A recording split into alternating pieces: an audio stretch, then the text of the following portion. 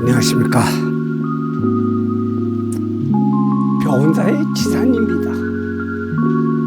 어느 날 큰 스님과 대화 중 스님이 말씀하시길, 요즘 TV를 보면 몸에 좋다는 것, 식품과 운동법을 알려주는데 머지않아 평균 수명이 150세 되는 것도 코앞에 와 있다고 하네요. 또 집안에 이런 것을 두면 나쁘고 좋고 하는 것을 자세히 보다면 걱정거리 없이 현실을 잘 누릴 것 같습니다. 그래서 오늘은 생활 풍수가 무엇인가를 시청자 여러분에게 말씀드리려고 합니다. 아직도 구독 글씨가 붉은색이면 눌러주시고 좋아요도 함께 눌러주십시오. 풍수는 크게 나누면 음택과 양택으로 나눕니다. 음택은 묘자리를 뜻하며 양택은 살아있는 동안 자기가 사는 집을 뜻합니다. 두 가지 다 택자를 쓰는 것은 주택할 때 쓰는 택자로서 죽은 사람의 집을, 즉 묘자리를 말하며, 양택은 산 사람의 주택을 말합니다.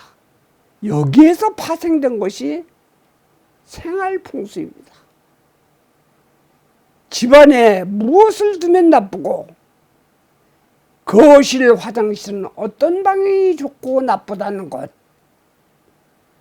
출입문 앞에 거울을 마주하는 것은 나쁘다, 이런 것들은 전부인데, 사실 이런 것이 아파트 생활에서는 자신의 뜻대로 안 됩니다.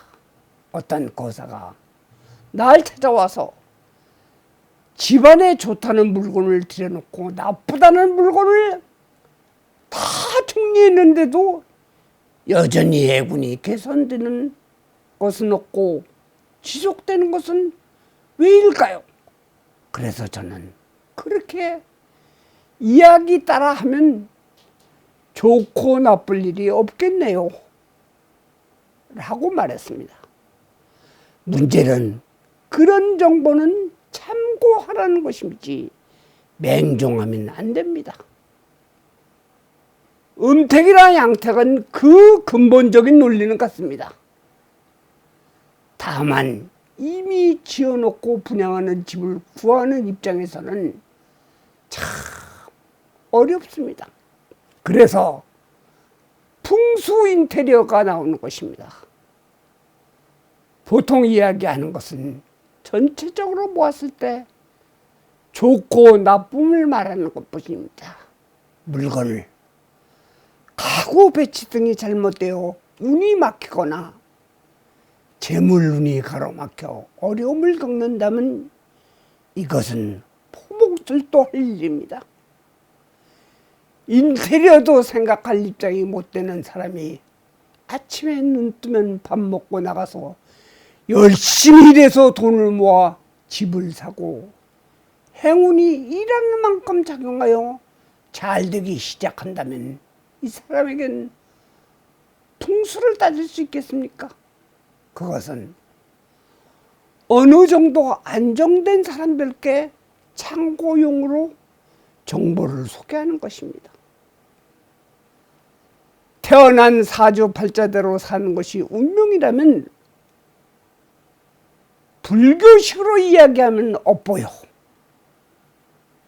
기독교식으로 말하면 주님의 섭리입니다. 그렇다면 바꿀 수 없다는 것일까요? 아닙니다. 분명히 있습니다.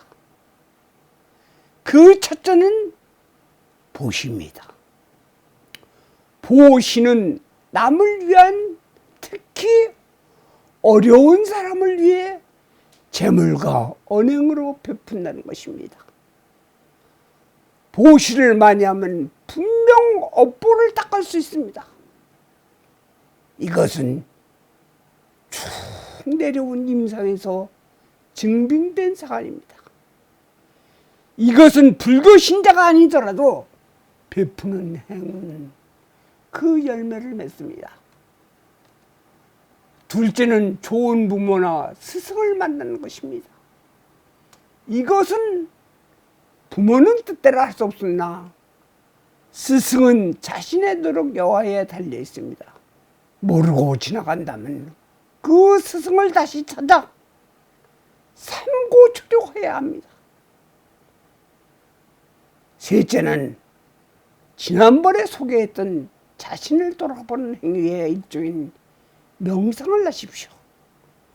하루에 30분 정도만 매일 할 수 있으면 분명히 변화가 올 것입니다.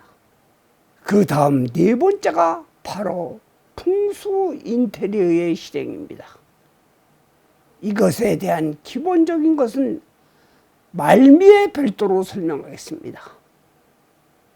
다섯 번째는 자신의 분수를 알고 지나친 탐욕을 절제하는 것입니다.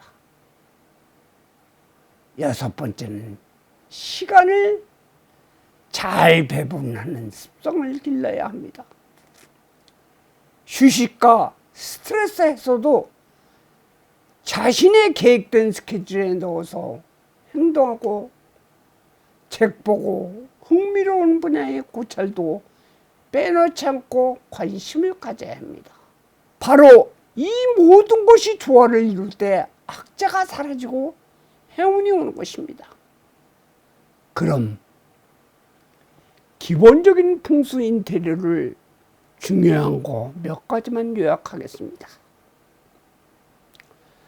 물건을 놓을 자리, 안 놓을 자리를 몰라 재물운이 막히고 자꾸 답답한 일이 생기는 것을 유념해야 할 참고치입니다.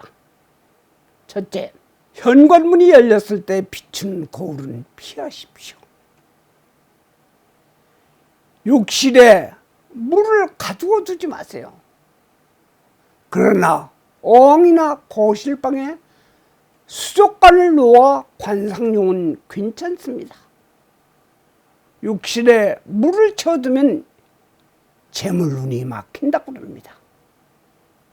세 번째, 동물 형태의 장식품을 구입할 때는 항상 한 쌍으로 구입하여 진열합니다. 네 번째, 사진을 고를 때는 부부, 자식 등 가족 사항의 사진은 동방에 걸어둡니다. 이는 가족의 발전과 횡액을 소멸하는 기능이 있습니다. 다섯 번째, 침실은 너무 밝으면 안 좋습니다. 재물운이 날아가고 빛이 안 생기려면 약간 어두운 곳이 좋습니다. 여섯 번째, 커튼이나 이불을 보는 화려하지 않고 단순한 조화가 좋습니다. 그것이 화합을 이루는 기본 틀입니다. 일곱 번째, 집안에 인물화나 추상화는 피하는 것이 좋습니다. 본인이 강하여 이길 수 있으면 상관없으나 사람은 늘 강하지 않기 때문입니다. 여덟 번째, 침대는 벽과 20-30cm의 간격을 두고 설치하는 것이 기의 순환에 좋고 특히 환자가 사용하는 옷은 꼭 지킬 것을 추천합니다. 아홉 번째, 유리나 대리석의 자재로 만든 테이블이나 책상은 기를 빼서 사람이 의욕이 상실되고 힘이 없어집니다. 열 번째는 칼이나 송곳 등 날카로운 것은 보이지 않는 곳에 두는 것이 애군을 막아줍니다. 이상 10가지는 꼭 지키는 것이 좋습니다. 그 외 부부금실, 금전자례, 명예상승, 관직 성공의 비법은 있으나 그것은 자기 운세와 맞아야 합니다. 다음은 집을 수리하거나 물건이 잘못 들어와 동토가 생겼을 때 그것이 동토인지 아닌지를 알 수 있는 방법을 알아보겠습니다. 동쪽으로 뻗은 복숭아 가지나 까치집, 약숙, 바짝 마른 붉은 고추를 태워서 아는 방법이 있지만 일반인들도 잘 알 수 있는 방법으로 고추를 태워 아는 방법입니다. 고추를 태우는데도 매운 냄새가 안 나면 분명히 동토입니다. 보통 이 동토는 집을 수리하거나 신축할 때 나무를 베거나 물건, 건축 자재를 뜻합니다. 이 집안에 잘못 들어와서 생깁니다. 동토의 증상은 가족이 몸이 아프고 감기 증상과 같으며 특히 눈이 송곳이나 바늘 넣어 찌르듯이 아프고 순간적으로 보이지 않을 때도 있습니다. 이것을 말하는 것은 앞에 풍수 인테리어를 설명하면서 무조건 물건이 잘못 들어와서 인가에 앞서 분별법을 알려드리는 것이오니 참고 바라겠습니다. 오늘은 여기서 마치겠습니다. 나무 석가모니불, 나무 석가모니불, 나무 시아본사 석가모니불.